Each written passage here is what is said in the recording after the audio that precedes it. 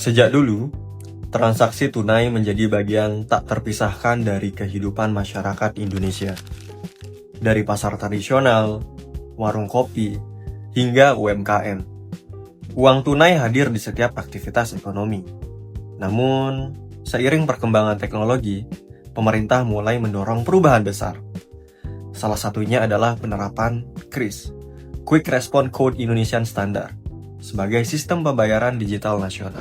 QRIS diluncurkan oleh Bank Indonesia pada tahun 2019. Tujuannya sederhana, menyatukan berbagai aplikasi pembayaran digital agar masyarakat tidak bingung menggunakan banyak platform. Dengan QRIS, cukup satu kode, semua aplikasi bisa dipakai. Selain efisiensi, kebijakan ini juga diharapkan mendorong inklusi keuangan, mendukung UMKM, dan membawa Indonesia menuju cashless society. Sebelum hadirnya QRIS, nilai publik yang dirasakan masyarakat terletak pada kesederhanaan dan akses universal, yaitu kemudahan penggunaan tanpa hambatan apapun.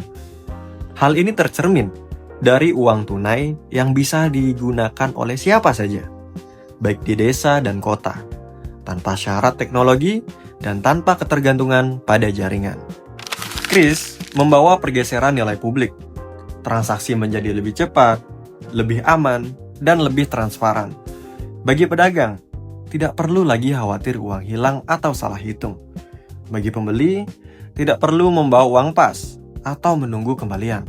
Semua transaksi tercatat rapi, memudahkan pencatatan keuangan pribadi maupun usaha. Boleh sama Kris? Boleh, jadi totalnya 117.000 ya, Mas.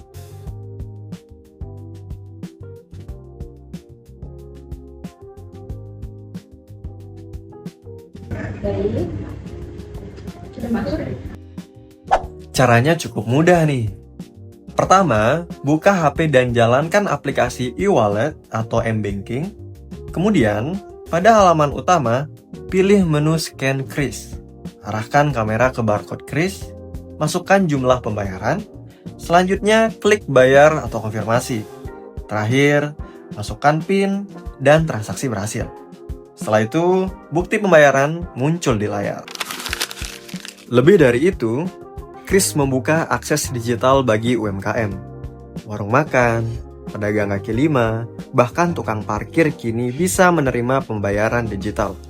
Inilah bentuk nilai publik baru, inklusi, keuangan digital.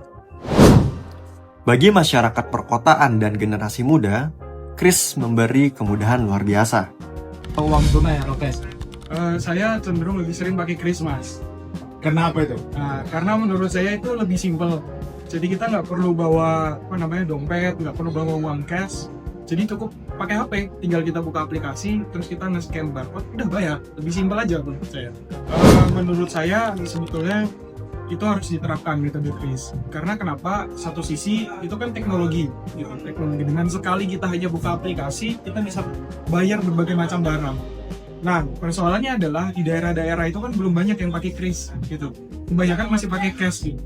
Sedangkan nggak semua orang punya waktu yang banyak untuk datang ke bank dan narik uang di bank, gitu. Apalagi kemudian kalau misalnya jumlahnya banyak, apalagi kalau misalnya uang logam yang tercecer dan lain sebagainya. Dengan QRIS itu harapannya bisa lebih simpel, lebih sederhana aja, gitu.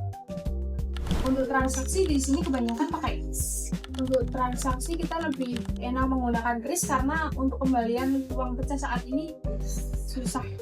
Kalau dari diri sendiri saya lebih senang membayar menggunakan QRIS karena lebih praktis, simple, dan memudahkan segala pembayaran. Bagi pemerintah, transparansi transaksi mendukung akuntabilitas dan mengurangi potensi transaksi ilegal. Nilai publik baru yang muncul adalah efisiensi, keamanan, dan transparansi. Bahwa QRIS atau QR Code untuk pembayaran itu memudahkan. Jadi idenya itu adalah untuk kemudahan dalam pembayaran.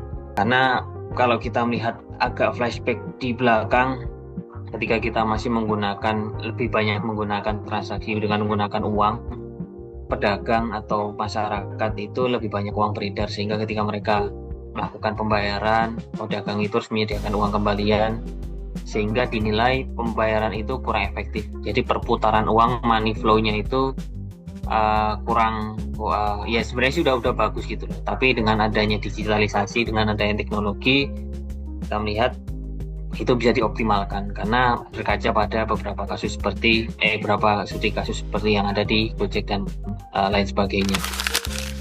Namun, pergeseran ini tidak selalu mudah.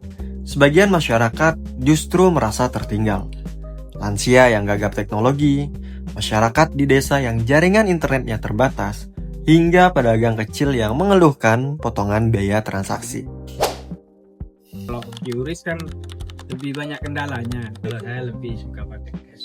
Kebanyakan ya gangguan itu nggak masuk kadang. Kadang pending ke sana lagi kan. Kalau udah pending, kalau orangnya pulang saya nggak bisa ini lagi itu minusnya ya.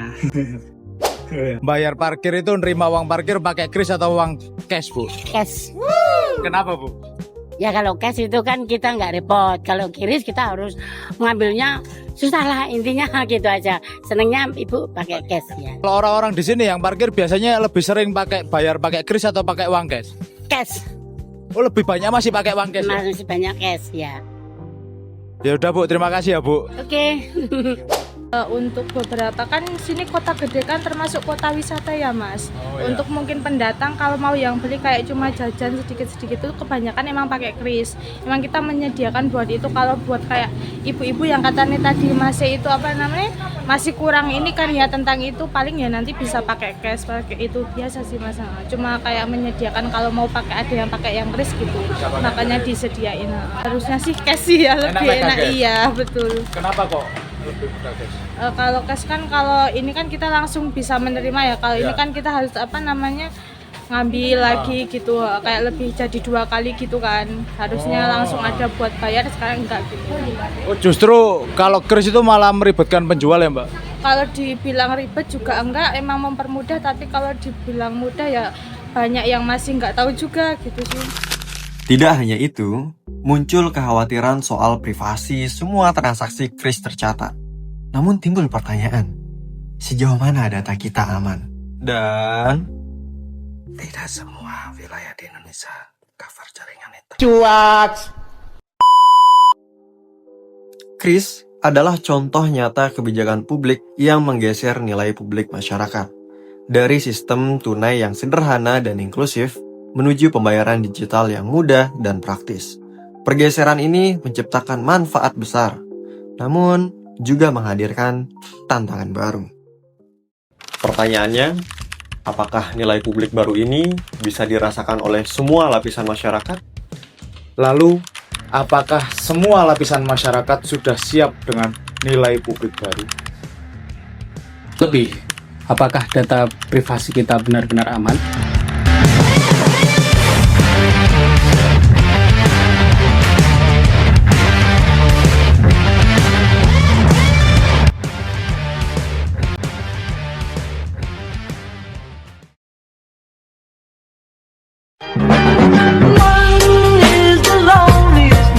That you'll ever do. Two can be as bad as one. It's the loneliest number since the